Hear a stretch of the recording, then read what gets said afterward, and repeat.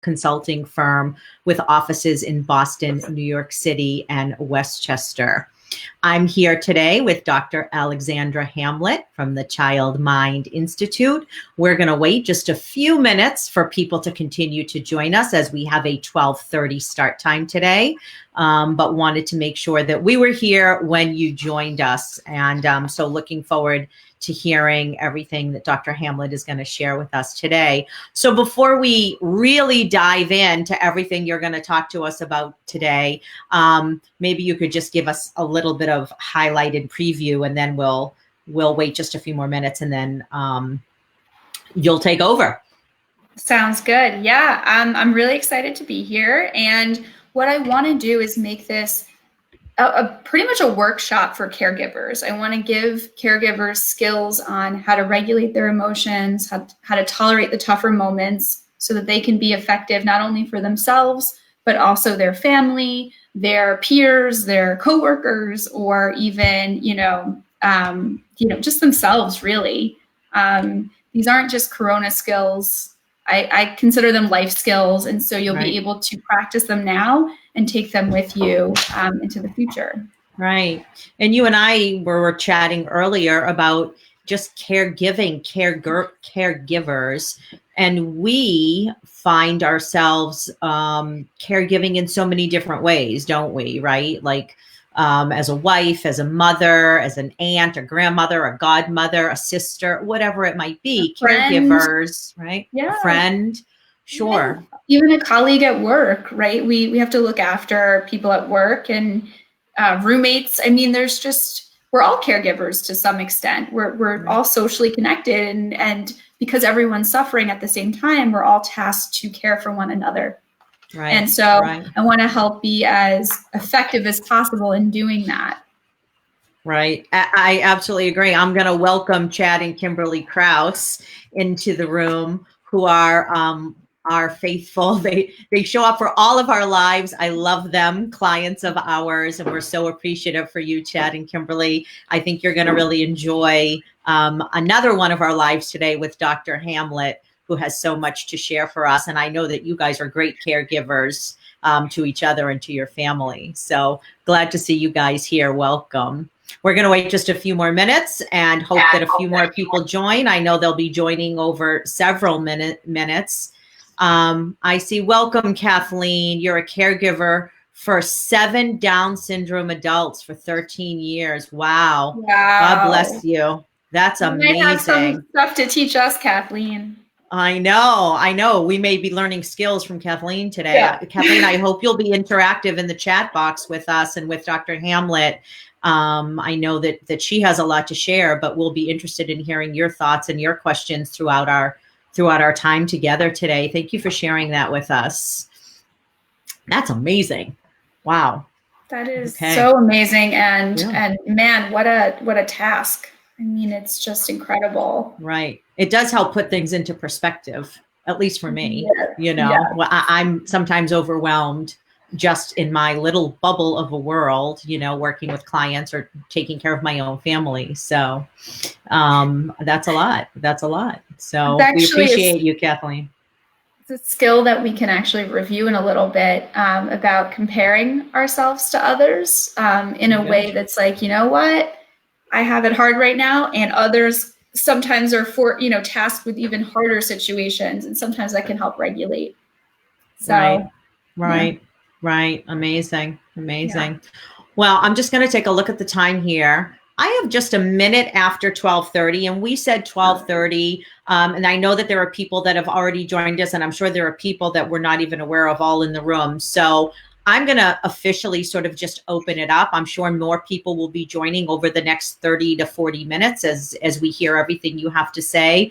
But let's take a moment to just welcome everybody officially. Again, I'm Jodi Liston with HarrisKramer&Liston, an educational and therapeutic consulting firm. Our corporate office is located in Westchester, New York, but we also have offices in Boston and New York, working with families throughout the country and certainly throughout the tri-state and New England areas. So thrilled today to have you here, Dr. Alexandra Hamlet from the Child Mind Institute in New York City. And I'd love to just take a moment and introduce her to you officially.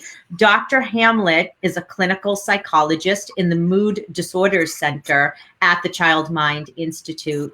She specializes in the evaluation and treatment of mood and anxiety disorders and has a particular interest in providing CBT, cognitive behavior therapy, and DBT, dialectical behavior therapy, to children, adolescents, young adults, and their families, and has specific training in the treatment of depression, emotional dysregulation, OCD, selective mutism, and other anxiety disorders.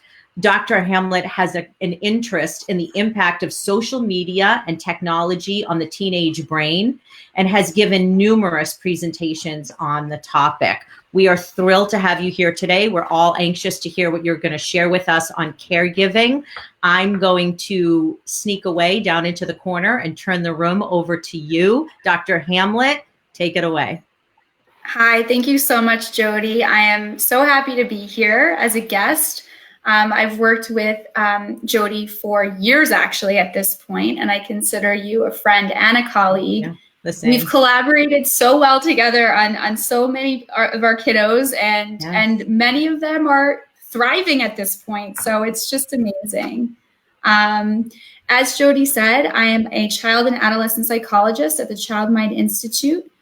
Our doors are open virtually, so we're taking referrals and we're doing consultations and evaluations online via video. And we're still reaching our patients every day. So after this, I'll have a full day of teens and kiddos and really helping them to get through this. But what I'm going to talk about today is how to caregive effectively during this crisis. And also, really, these are skills that I'm going to be teaching you that will translate through post-corona. So I want you to keep in mind that this isn't just topical. These are life skills.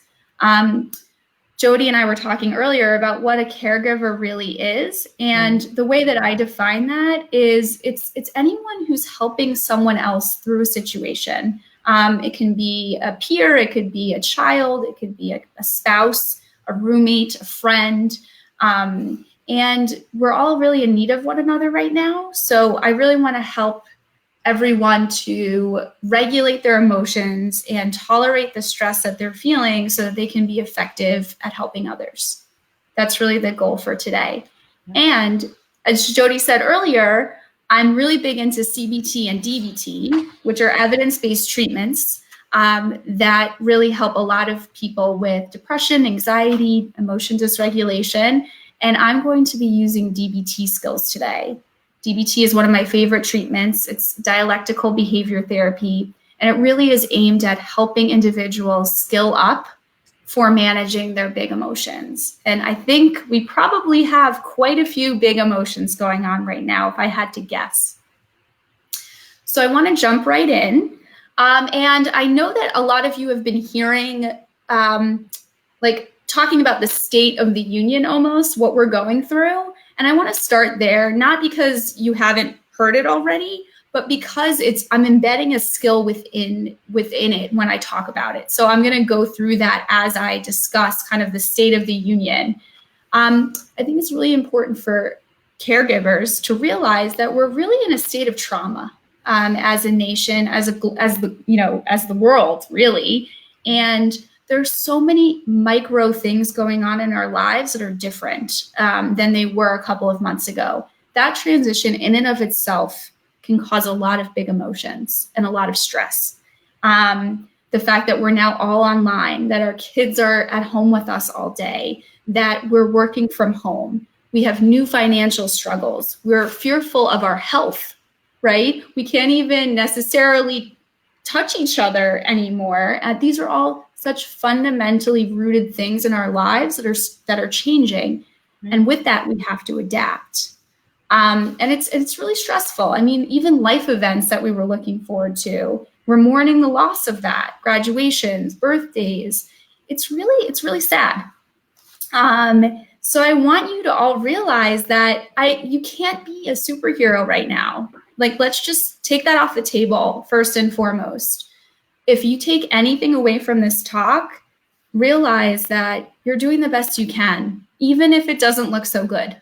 You really are. And what I'm doing right now is a skill called validation.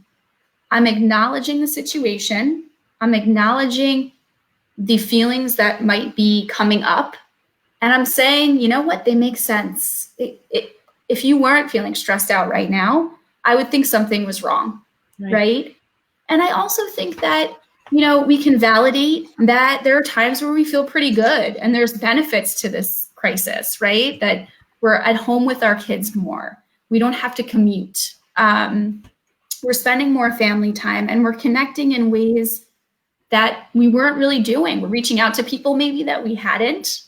And we're really slowing down, which has some benefits. So validation is really just saying, hey, I noticed this emotion and I'm going to pay homage to it. I don't have to agree with it. I don't have to like it, but I'm acknowledging that. And that's really the basis of then how to proceed. It kind of helps unstick us and it can help us move on from some of our negative emotions.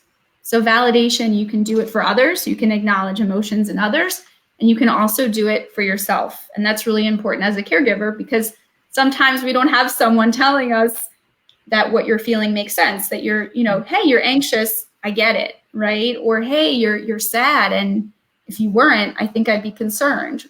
So we can do this skill for ourselves, and that's really helpful too. Yeah, validation, huge. Got it. So that's the first skill. And that leads us into this idea of another DBT skill and a life skill called mindfulness. Now, I know a lot of people have been reading about it and it's a buzzword now. I want to explain it a little bit more, and I want to plug why it's so important, because I think sometimes we hear these things and we're like, okay, great, mindfulness, but there's so many benefits that will help us right now that I think it's worth giving airtime to. Basically, mindfulness is like validation in some ways, being aware in the moment of what's going on internally and right in front of you. And really the benefit of being aware of what you're feeling is that it quiets the emotion inadvertently. So it's like kind of like being in the forest, being lost, and then seeing a marker that you're familiar with all of a sudden. You're not out of the woods, but you're feeling like, oh, okay, at least I have some orientation to what I can do next. And it's so important for us to practice mindfulness and being aware of what we're feeling and thinking mixed with what's going on in the moment, because then it gives us this roadmap of how to then intervene more effectively. So if I'm feeling sad or anxious and I'm not aware of that, I could react to that emotion and take it out on somebody else. And then I'm a less effective caregiver. In fact, I might cause more conflict that way. And then I might regret how I acted and feel even kind of junkier about myself. And so not that we can be perfect at this. Mindfulness takes practice. It's like a muscle that you build. But if we can start kind of slowing down a little and being more in tune with how we're feeling, it actually reduces the intensity of the emotion in and of itself. So how do we check in with ourselves? How do we learn to do it? Because that's not something that we're accustomed to doing, right? Maybe we do react because we're stressed or anxious or depressed or fearful or whatever it is we might be feeling. So how do we check in with ourselves? It's a really good question. I think it starts with how we're feeling in our body. So our body gives us signs all the time that we're feeling a certain way. And I think we're so programmed to just keep going that we're not always in tune with what our body is doing.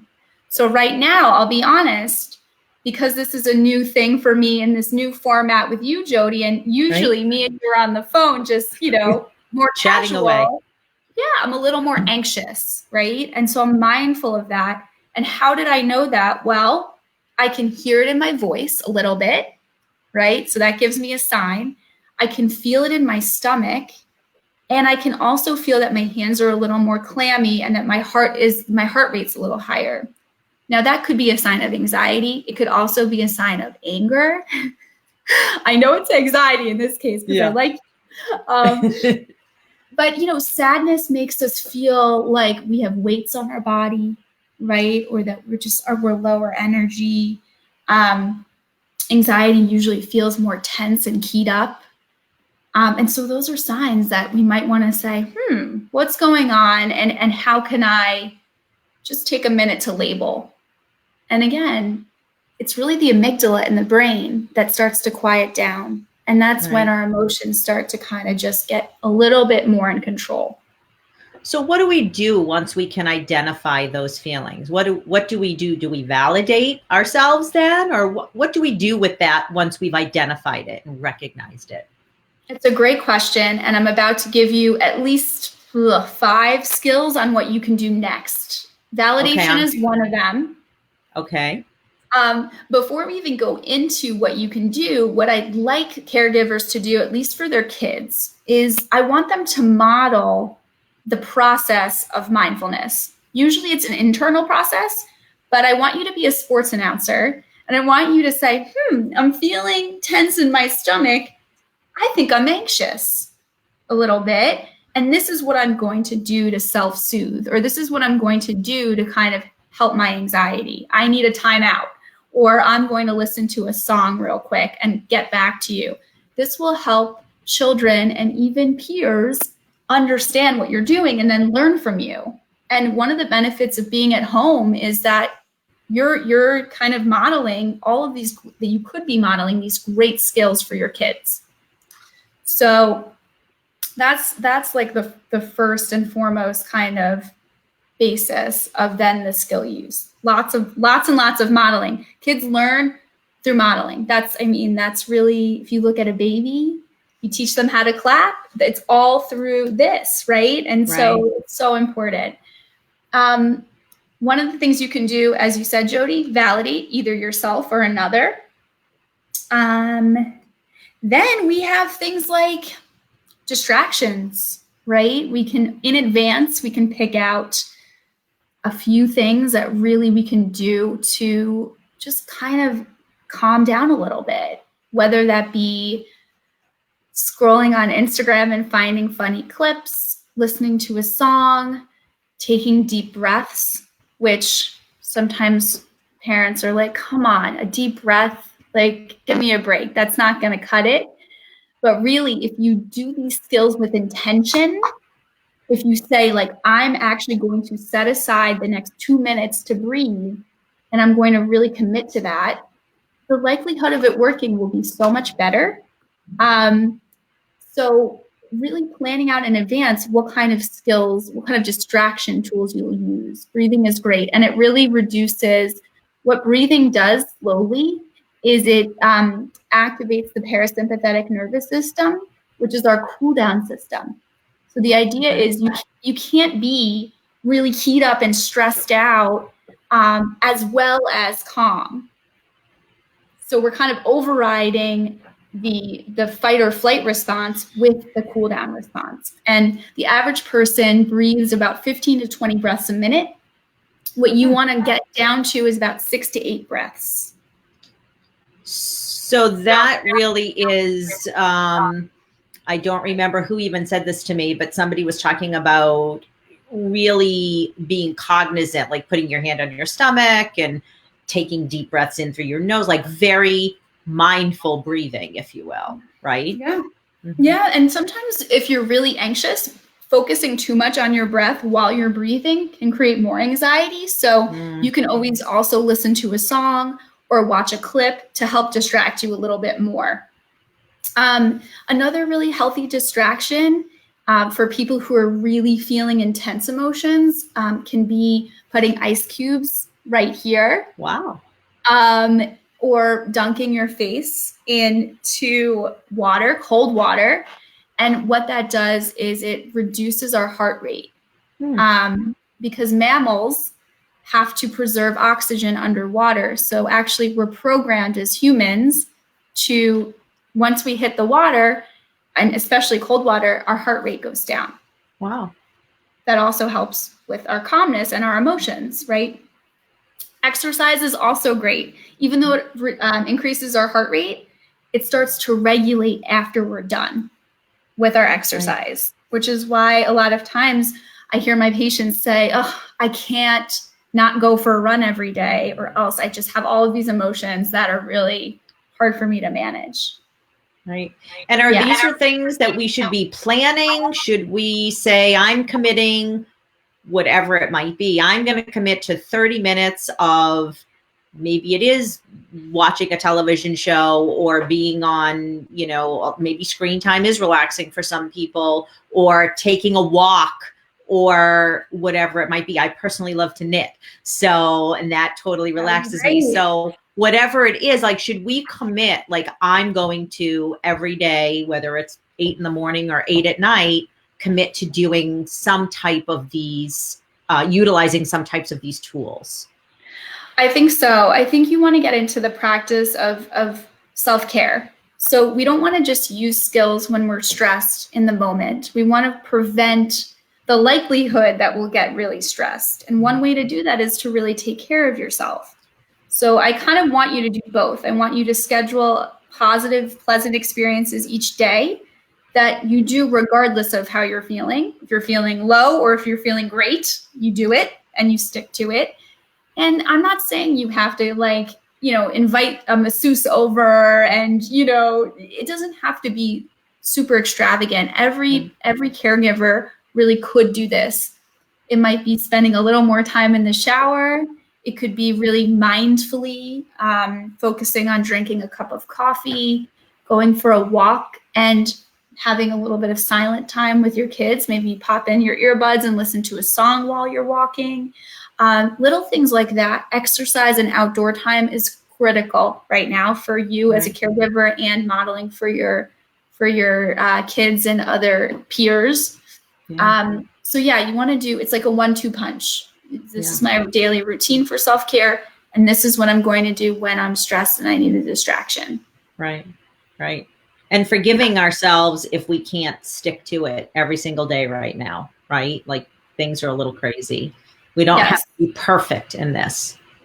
Right. So that's the other thing, is to keep in mind that you're doing the best you can, right? Always. We're what you call wounded healers right now, because we're all experiencing the stress and also trying to help. So we're not going to get everything done the way that we want exactly. And if we tried, I think eventually we would start to really have some emotional exhaustion, and it would come out in other ways, and negatively. So if you can't get through your whole to-do list, or you don't hit your routine perfectly, loosen those boundaries, be kind to yourself, and know that that's normal, right? Yeah. It really is. Yeah, I think that's the one thing that a lot of parents especially struggle with, their caregivers, is like, I need to be a super parent, or I need to be a super caregiver. And no, I mean, it's hard for some people to put jeans on, right? Like, let alone do a whole to-do list. So there's a quote that I love that's in my sister's house. And I told it to someone, and they thought that I created it. And I was like, yeah, this is my quote. But it wasn't. And it's, may everything you do today be enough. And I really think that's a pretty cool quote right now. Put it up. Yeah, it's a good one. So yeah, distractions, self-care, accumulating positives, one thing a day. And then what you also want to do is, while drinking a cup of coffee can be great, and watching something on YouTube could be really funny and help regulate our moods, we also want to build mastery, because humans want to feel in control, and we want to feel productive. And so we also want to take some time to fill our day as caregivers with something that we can master. And right now that could be very practical. That could be maybe, completing a realistic to-do list. That could be learning how to cook something different. That could be mastering technology, because I don't know what I'm doing with technology. And so I'm liking that I have to learn this a little more.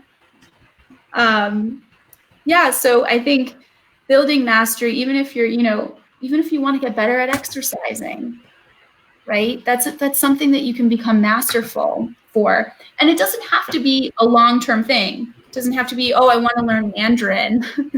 It could be very pragmatic to the time and very fitting to the circumstances.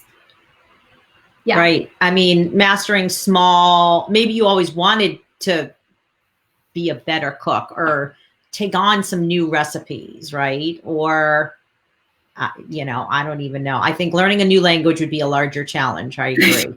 But smaller bite size, or maybe you kept saying, I'm going to start an exercise routine.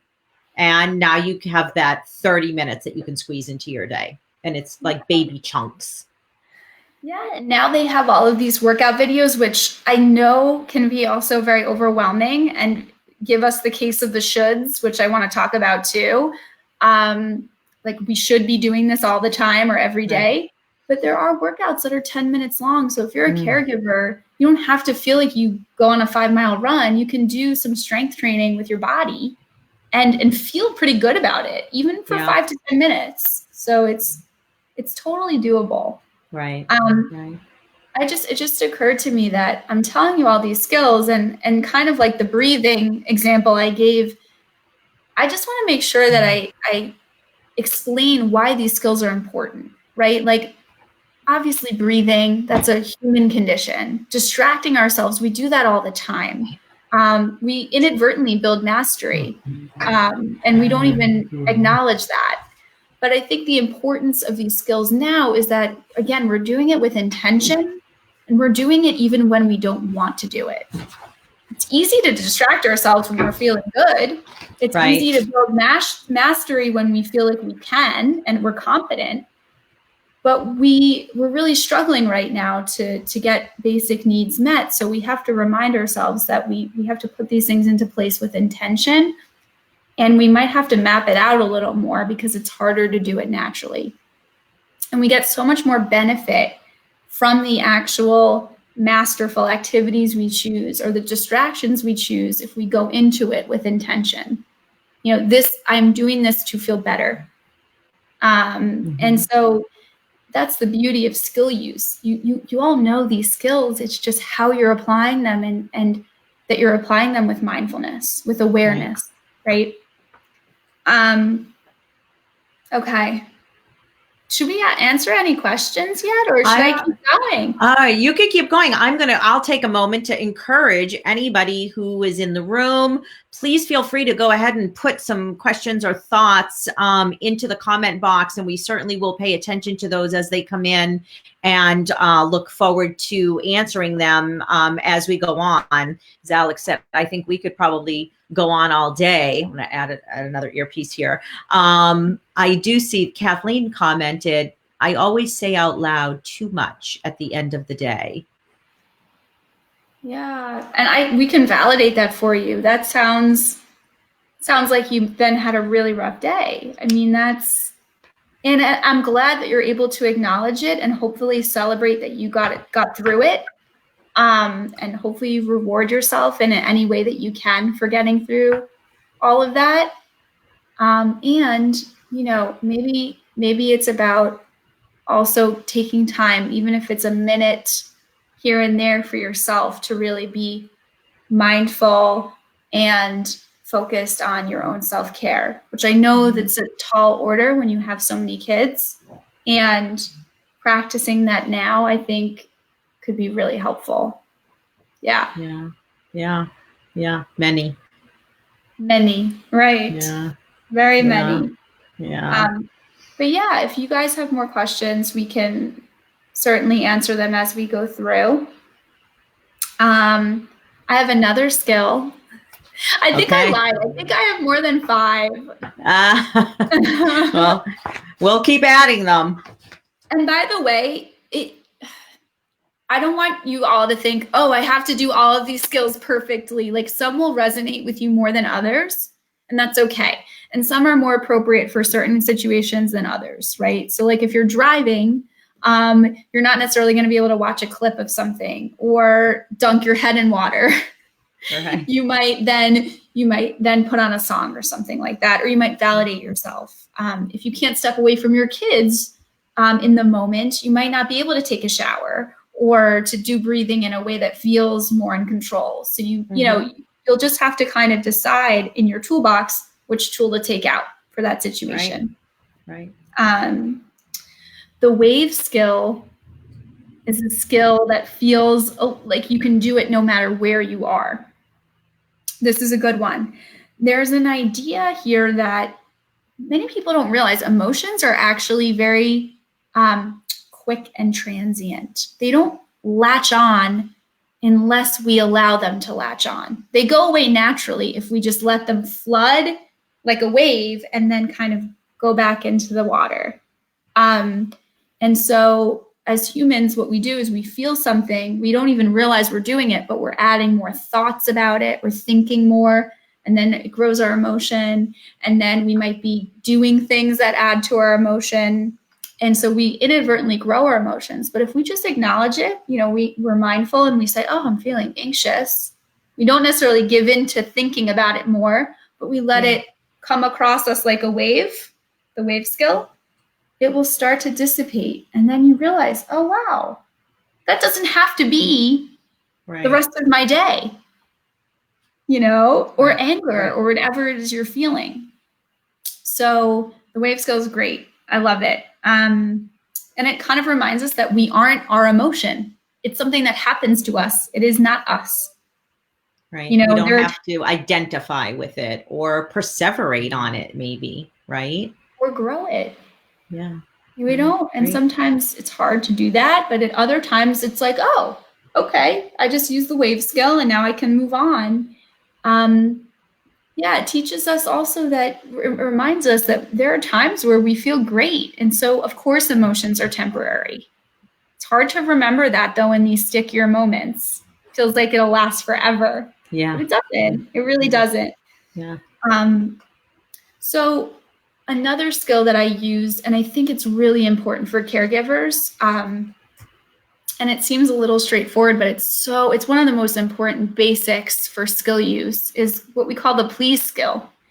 And this skill is meant to reduce vulnerability to feeling more negatively emotional, right? So less anxiety, less sadness, less anger. If we are able to do this daily or more or less daily, it kind of makes us less susceptible to getting more reactive and more emotional. And the please skill really reviews how to take care of our bodies physiologically, because the mind and the body are so connected. It is incredible how connected they are. And so I want to bring this up because often caregivers aren't getting enough sleep. They're often potentially not feeding themselves in a way that's balanced because they're more focused on others. And they might actually be medicating with alcohol these days, and potentially even stronger substances. There's a recent study that came out that said that there's a 30% increase in prescriptions for things like Xanax, anti-anxiety medications, benzodiazepines, right? And I certainly know that from a lot of the people around me, and also like the different liquor industries, and wine is just going through the roof in terms of sales, and people are drinking.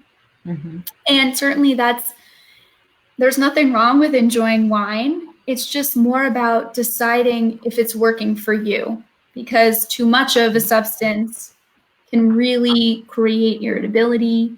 Alcohol is a depressant. Weed use creates less motivation, potentially lower energy levels. And if we're already feeling a little low, right, even overdoing it a little bit on these things could impact how your next day goes without even doing anything, right? Like just waking up a little bit less powered up.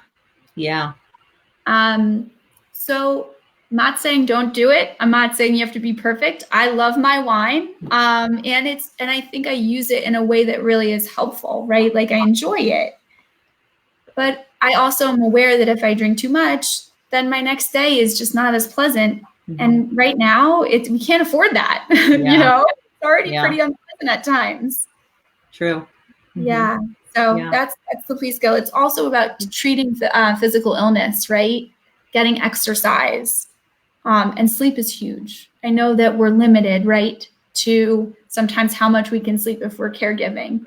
But where you can, try and catch up. If you're feeling the urge to watch another episode of something, and the option is to also go to sleep, I would go to sleep. Right. It will help. It will pay dividends emotionally, I promise.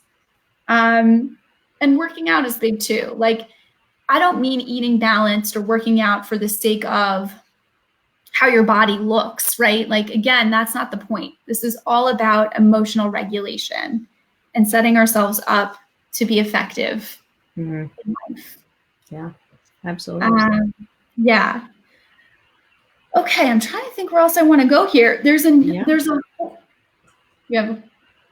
looking at all the skills that you've listed because I've been putting them up. So I think people are like, if I reflect here for a moment, we started with validation and moved to mindfulness. We talked about modeling mindfulness. We've talked about distractions.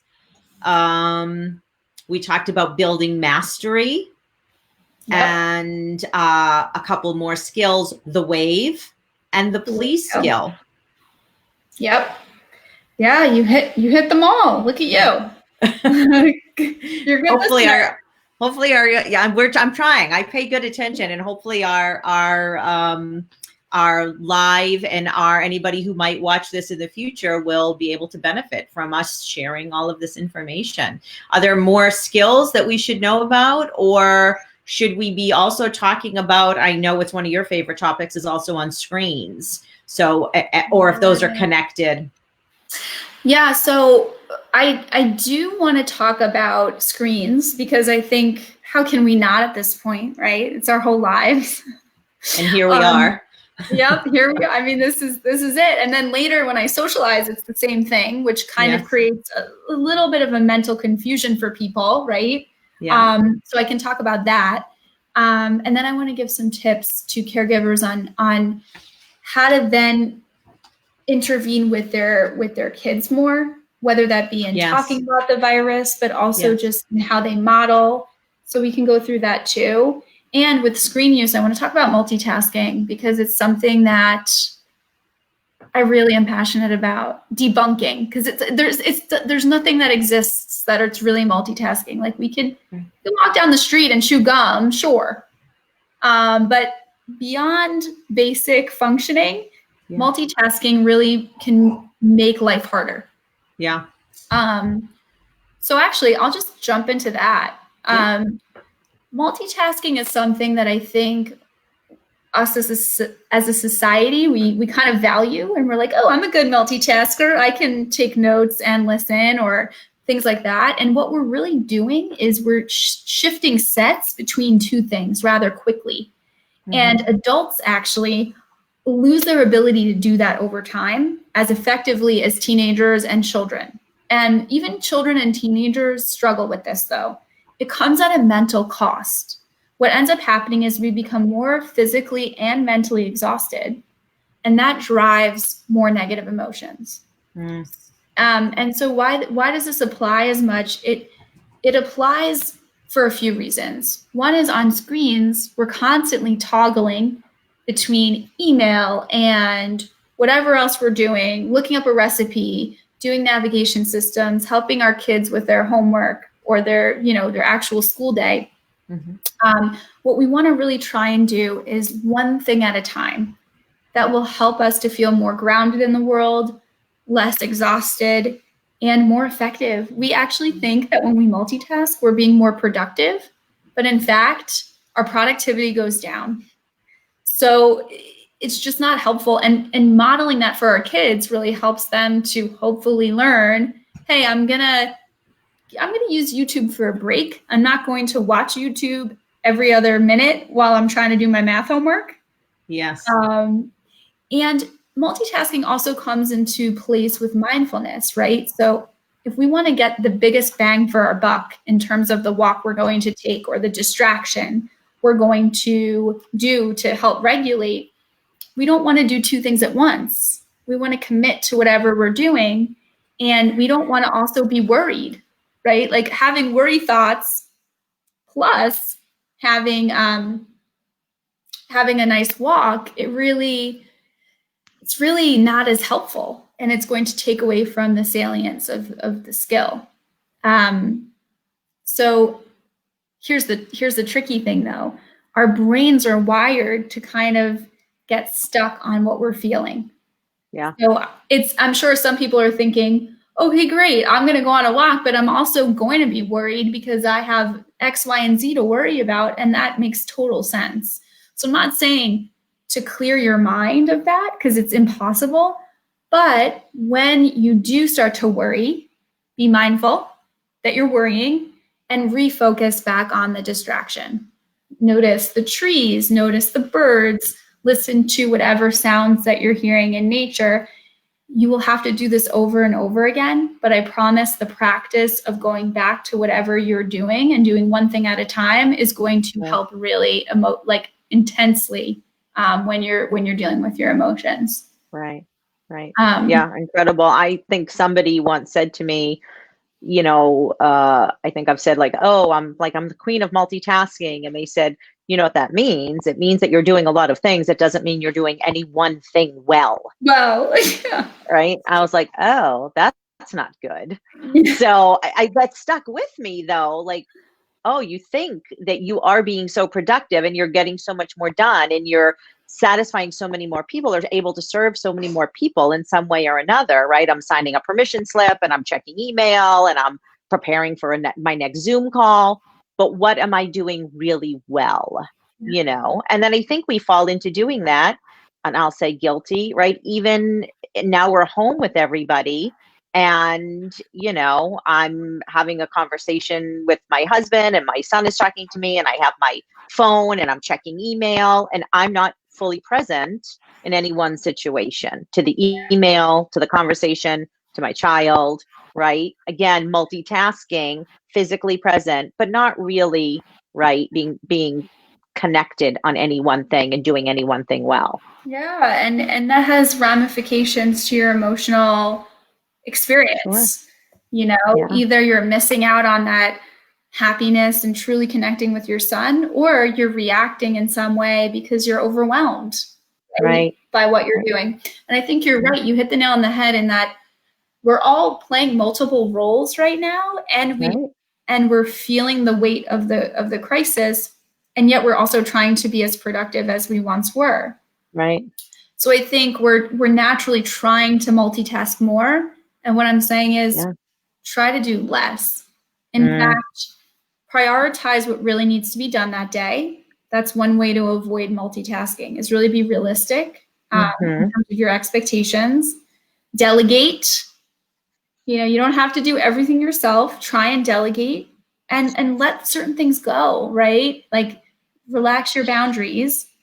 And again, try and do one thing at a time. And once you slip, just bring yourself back to doing whatever it is that you're meant to be doing. Yeah. Good point. But screen time is interesting because a lot of parents are like, well, I was trying to get my kids to do less screen time, right? And now all of a sudden I don't know what to do. And I can't limit them as much as I want because I'm working and, or I'm trying to get dinner ready, or, hey, they're bored and I can't be their camp counselor 24/7. And so what I have to say about that is now's not the time to enforce too many new restrictions on screen time. Just try to be kind to yourself and to your kids. This is the reality right now. That doesn't mean that they can have it out until 2 a.m, right?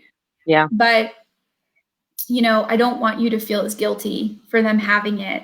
Like, how else are they socializing? For teenagers, it's so normal for teenagers to want to be with their friends way more than their family. And so if you remove screens too much from them, then you're depriving them of what naturally is what they're drawn to.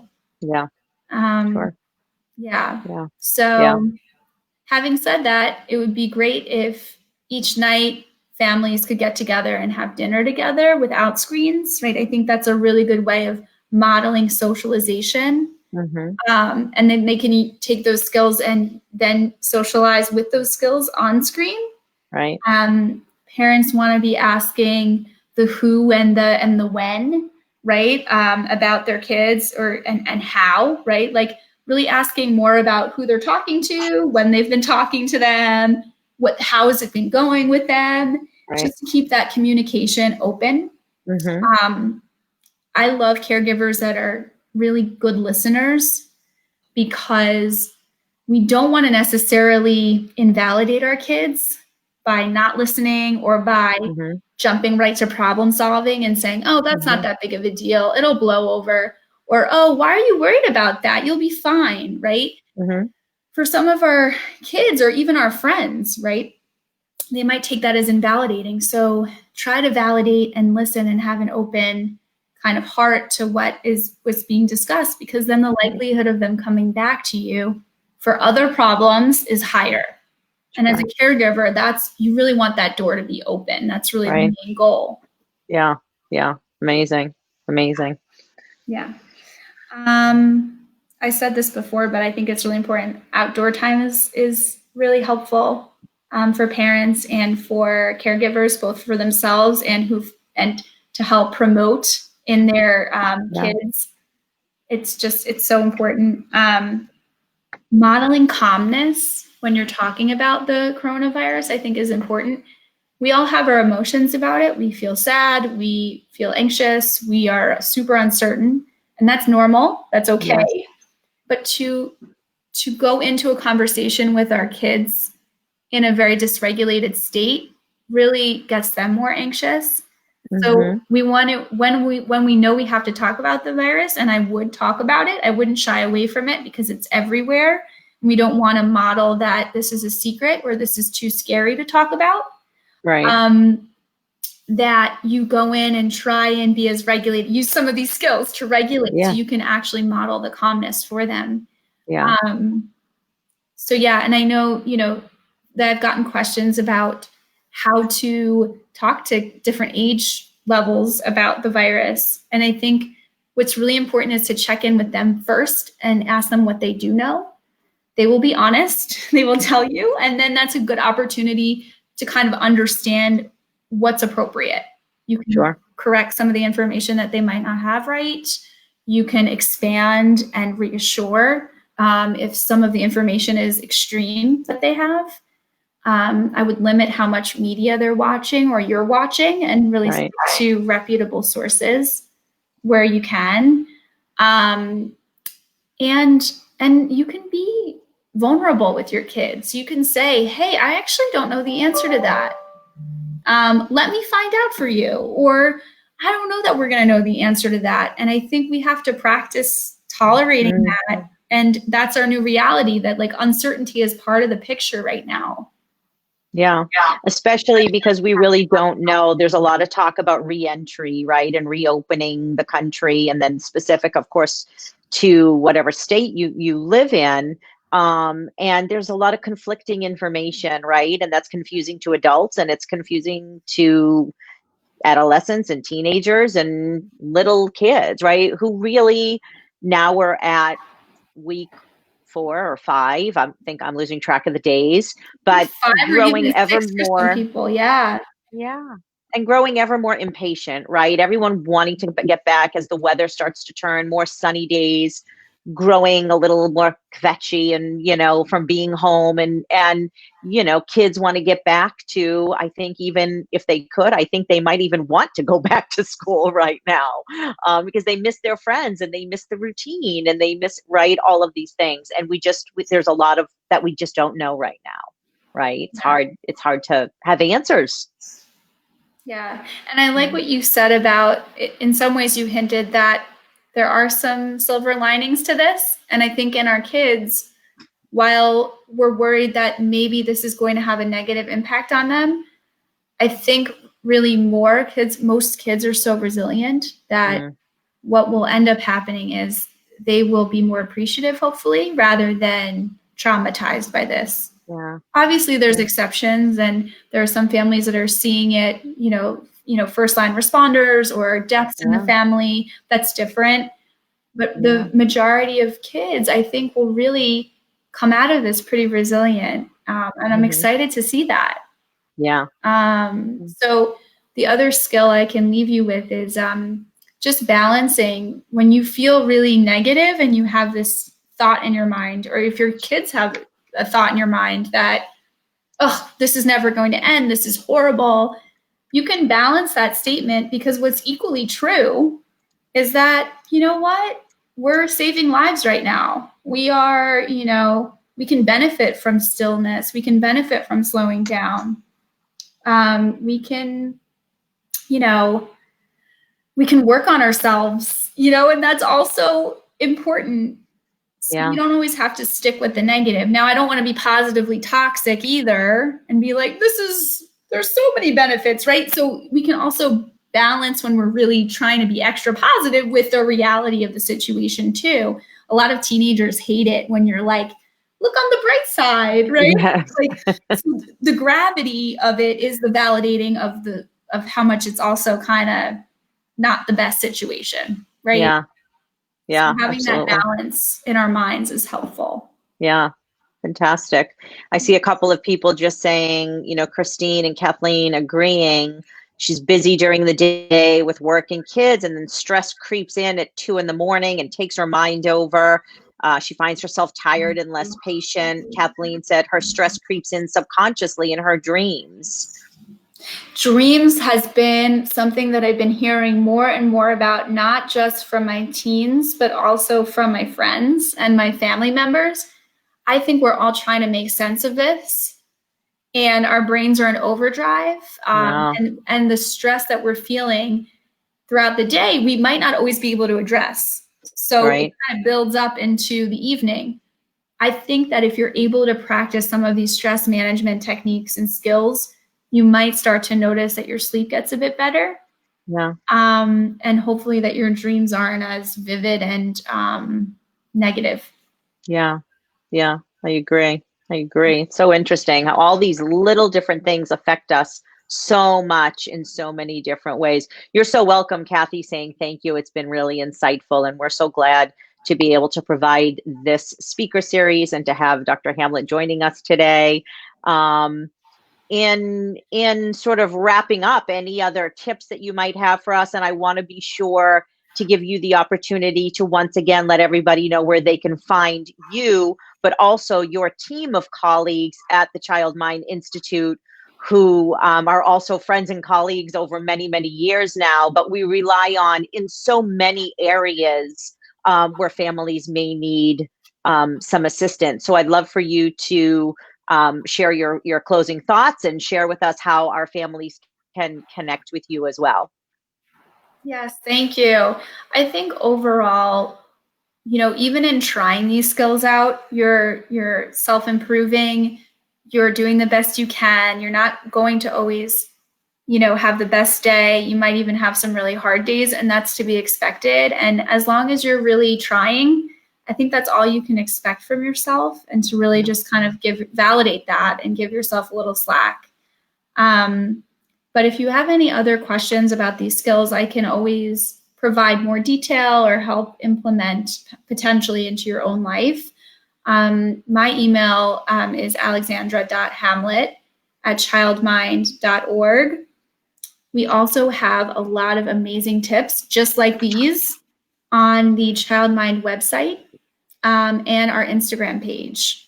We actually have every day at 10 a.m. and 4:30 p.m. we have a clinician come on and give tips for various topics related to the coronavirus and how to manage it as a caregiver or as an individual. And same with Instagram, and tons of resources that we have pumped out throughout, articles and strategies and guides, manuals, things like that. So that's the online version.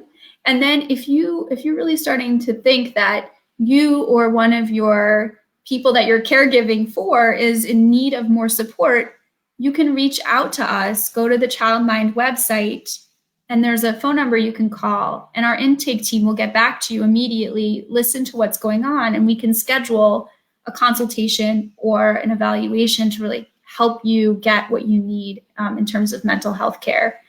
And my whole team is equipped to do it. In fact, I work for the Mood Disorder Center, but we have an Anxiety Disorder Center. We have a Learning and Development team. We have an ADHD and Autism team. We have a team of psychiatrists. I mean, we really have it all under one roof. So if I can't help, someone else will, for sure. Terrific. Yeah. Terrific.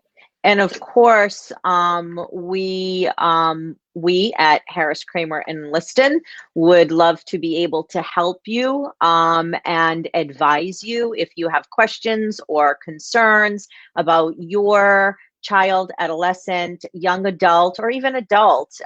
You yourself are in need of some assistance. We may be able to either assist you personally or refer you. So I've got there at the bottom of the screen all of our contact information. You can reach us on the web.